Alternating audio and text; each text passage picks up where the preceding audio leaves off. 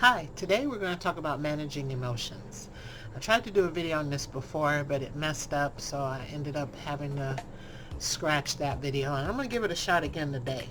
Thank you for joining me here on YouTube. I always look forward to putting out these videos. I wish I could do them more, but I'm doing what I can. But anyways, back to the topic at hand. Today we're going to talk about managing emotions. And this is important because a lot of people struggle with the ability to do this, and the reason being is because oftentimes we grow up in homes where it's not actually being modeled appropriately by our caregivers. And unfortunately, for example, if we have a parent that don't know how to manage his or her emotions, then chances are that will impact the child to struggle with that. And the child grows up, becomes an adult, and still struggles with managing emotions. So today we're going to talk about what's involved to allow a person to manage their emotions in a more effective way. One of the things that is important to do is to be able to look at your emotions. Look at what it is that you're experiencing, being able to identify them. Noticing, oh, I'm feeling sad, or I'm feeling angry, or I'm feeling frustrated, I'm feeling hurt, rejected, abandoned. To be able to identify what emotion it is that you're experiencing is very important. In order to fix something or to manage something, you've got to be able to know what it is, right? So that's what's needed first. And another thing is, when you do identify what emotion you are experiencing, it's important not to judge that emotion or not to judge yourself for having that emotion. Instead, to develop a mindset of acceptance, accepting whatever emotion that you're experiencing in that moment, even if the emotion is unpleasant. And the reason why we're not to judge our emotions is because when we do judge them, we create more anxiety, more stress. It gives you, you're giving it more energy than you should. And that will make it, you prolong experiencing that emotion, and it will also help you to develop a negative belief about that emotion, so that every time that emotion comes up, here comes that negative belief associated with it, and it will taint your view of that emotion, and it will make you not want to accept that emotion every time you experience it, and therefore prolonging your distress level. So it's best to just acknowledge what the emotion is, accept it, and understanding that the emotion is not going to last forever. You know, the emotions can be like a wave on the ocean. The wave is big, and then eventually it crashes and it dissipates, right? Same with the emotion. We'll go through the stance of going through ups and downs with different emotions. They don't always last forever. We just have to stand firm as we're going through them so that we can still end up standing when the emotion passes. Labeling your emotions either good or bad is a problem. So keeping in mind that when you just notice, acknowledge, accept that emotion, and you can kind of coach yourself through it, like, okay, I'm experiencing some jealousy right now. Doesn't feel good. I don't like this, but this too shall pass. I'm going to get through this, and then eventually this emotion will leave. And having that kind of mindset could really be beneficial, rather than, oh, jealousy, I can't stand that. Oh, I hate it when I feel this way. You're going to prolong that emotion when that happens. Another concept that I want to bring in at this moment is the concept of willingness versus willfulness. I learned this in DBT, dialectical behavior therapy, years ago when I used to facilitate a DBT group. And this is a concept that we talk about. And so the difference between willingness versus willfulness. Well, which one do you think is the positive one? I like asking my clients this question because it brings up good discussion, and I oftentimes learn that clients have a misunderstanding about the difference. Yeah, so we'll just go ahead and answer the question. The difference between willingness versus willfulness is that willfulness is when you exert your will, when you want something to happen. You kind of try to force it, either through someone doing something, you try to manipulate, you try to cajole, you just try to get your will done to change a situation. And what do you think happens when you do that? it's not good at all. It only ends up frustrating you because we can't control other people, we can't control what they think or do, and therefore it only leads to frustration. So it's like trying to exert your will towards something and only ends up getting further discouraged and further frustrated. So that's not healthy at all. But willingness involves acceptance. I'm willing to accept this even though I don't like it. That is something that we should do in terms of how we manage our emotions. Just being willing to accept and experience that emotion, understanding that it's not going to last forever. It's just a temporary thing. It's going to come and eventually it's going to go. And being willing to just accept that could allow you to better manage that emotion. Another thing that we should be aiming for is being able to acknowledge and accept your emotions, which will allow you to regulate them. Regulation means management. So when you're able to manage your emotions and you have a mindset of being able and willing to do that, it will actually help you to be able to do it much better. You will get through that situation in a much better way rather than fighting against it or trying to prevent it. You ever notice that whenever you try to willfully try to stop something, you actually end up reinforcing it?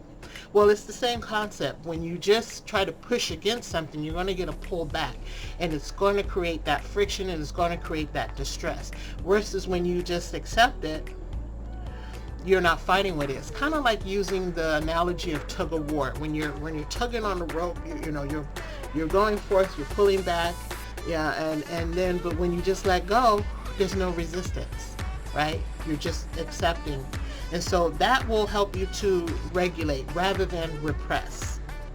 When you repress, that means you're stuffing it. You're stuffing it. You're not acknowledging it. You're just, I feel depressed, but I'm just gonna just ignore it. And what does that do? It will make the depression worse, but being able to accept, I'm feeling depressed right now. Yes, it doesn't feel good, but this is going to pass. I'll get through this, and maybe even doing some things that will help you get through that, like maybe writing some lyrics on a song or painting, and the depression is going to make you not want to do anything, but you kind of have to fight against it by allowing yourself to engage in behaviors that will not allow the depression to just manifest and grow. And instead you acknowledge it and you say, I'm going to treat myself to doing this, and I'm going to do that while I'm feeling this way. And it's kind of like that will allow you to manage the emotion rather than trying to repress it and stuff it and try to not deal with it or resist it. So yeah, it's important to be able to identify how you're feeling. It's important to be able to acknowledge it, not judge it, accept it, and also coach yourself through it. Like, this is going to pass. I'm not going to always feel this way. I'm not going to make any decisions right now while I'm feeling this way. Because that's one of the number one mistakes people do, is they feel an emotion and they're irrational and they impulsively make decisions that end up harming them, especially when it comes to relationship. Now, that's a whole nother topic. I get that. But when people are able to just say, oh, I'm not in a good space right now to make any decisions, I'm going to give myself a timeout. That's smart. That's using wisdom. Because what happens? What happens when you make a rash decision and when you're emotional? Your judgment is going to be impaired. You're not going to be able to actually access a part of your brain that allows you to think rationally and reasonably, thinking things consequentially, thinking things through. And that's the prefrontal cortex, which does our executive functioning skills. Well, we don't have access to that part of the brain when we're emotional. We actually are operating out of our limbic system, which is the emotional brain. And I have a little model of the brain I'm going to grab real quick. So the emotional center of the brain, which this area right here, we call the limbic system. It's closer to the brain stem right here. And it's hard looking at the camera and pointing to it. It's like my direction is off. Okay, yeah, right in here where your amygdala is, your hippocampus, your hypothalamus, all in this region here. We call that the limbic system or the emotional brain. And when you're operating out of that part of the brain, you're not thinking clearly. You're not thinking rationally. You'll impulsively want to do something. You make a decision and you can end up destroying a relationship. You can end up ruining your career. You can end up just messing up a situation, and you don't want to do that. So being able to acknowledge your emotions, allowing the fact that perhaps you need some space so that you can calm down. By calming down, oh, by the way, when you're operating out of your limbic system right here, your prefrontal cortex, which is this region right here, this front part of your brain, that shuts down. That goes offline. Okay, so your eyes are right here, and so this front part of the brain here is called your prefrontal cortex, or PFC. Well, that goes offline when you're operating out of your emotional brain. So you're going to want to calm down enough so the blood flow and activity could increase back into this region. And here's where you can make good decision. Here is where you can have good judgment. Here is where you can think things through so that you can understand the pros and the cons and the differences, and then make a decent decision. So oftentimes people make the mistake of acting impulsively, and this is how I feel, and they do things like what we call emotional reasoning. They reason with their emotions how things are based on their emotion, not understanding the fact that emotions come and go. Emotions are temporary. And so when you make an important impulsive decision while you're in the midst of that emotion, chances are you're not able to think things through.